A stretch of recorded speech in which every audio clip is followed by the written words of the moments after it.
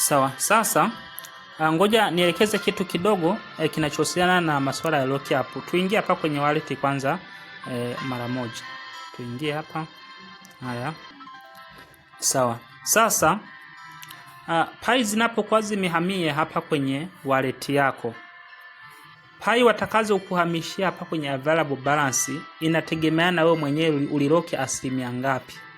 Mfano, kama uliloki asilimia 90, kwa hiyo watakata asilimia 10 hapa, ndizo watakazo kuja kukuwekea hapa. Sawa? Kwa hiyo sasa, na sehemu ya kuloki yenyewe ni wapi? Ni huku. Sawa? Ngoja sasa tuingie huku. Haya. Tuje sasa tuangalie sehemu ya ulipoloki. Ingia hapa kwenye sehemu ya kijani. Ukifungua sehemu ya kijani, utakuja kubonyeza hapa kwenye increase. Tunakuja kuangalia namna ya kuseti lock hapa. Tunakuja kubonyeza hapa kwenye configure. Utagusa hivi. Haya. Sasa sawa. Sasa tuanzane kwa mfano na hapa. Mimi hapa ni lock asilimia 90. Ndio maana wamenihamishia zile asilimia 10 kule kwenye available balance. Ila ingekuwa kwamba nimelock hapa asilimia 50, halafu nikaja huku chini nikabonyeza increase commitment, maana yake wangefanya nusu kwa nusu. Asilimia 50 hapa wangeziweka kwenye available balance na nusu zikabakia pale juu. Na ukilock asilimia 25 ndio hivyo. Kuna kiasi watakata, watakwamisha kwenye available balance. Hizi zingine chache zitalokiwa. Ukiloki asilimia 100, ukiloki asilimia 100 ukaja huko tena ukajikomiti, maana yake kwenye available balance watu kuwekea chochote. Pai zote wataziweka kwenye kufuli. Haya, hii sehemu nayo ni ya kuseti miaka, kwamba unataka zile pai zako ziachwe baada ya muda gani. Unaweza kuchagua hizo asilimia 90 ulizoloki, sawa, ziachwe baada ya miaka 3 au sawa. Kwa hiyo unaweza ukachagua kwamba uziloki kwa miaka 3 au mwaka mmoja au miezi 6 au unataka uziloki kwa wiki 2, sawa. Kisha loki unakuja kubonyeza hapa increase commitment. Sasa noti kitu kimoja, zingatia, kadri unavyoongeza muda wa kuloki ndivyo kasi ya uchimbaji inavyozidi kuongezeka.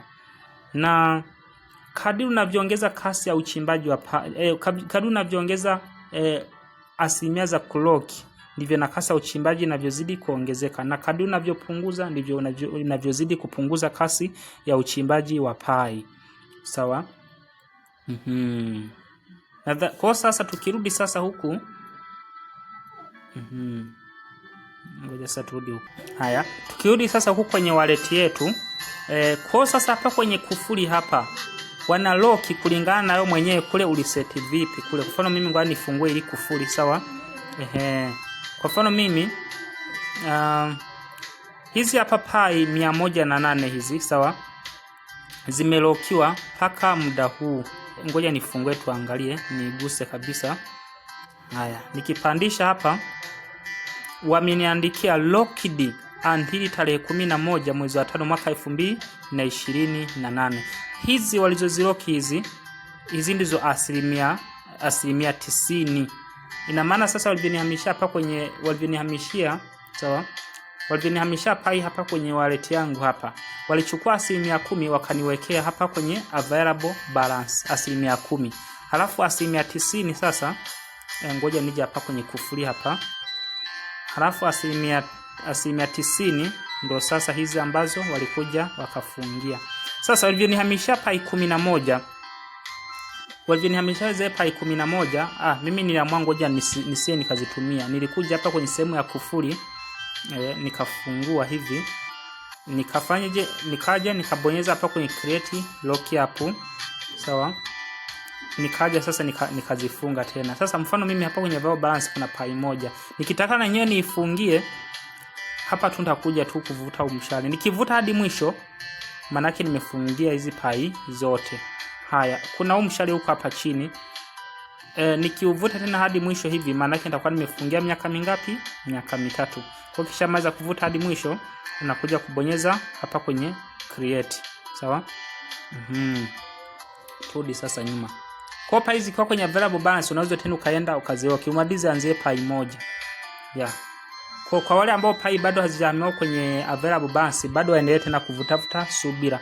Zimekwisha ruhusiwa bado tu kuconfirm zile zihamie kwenye available balance.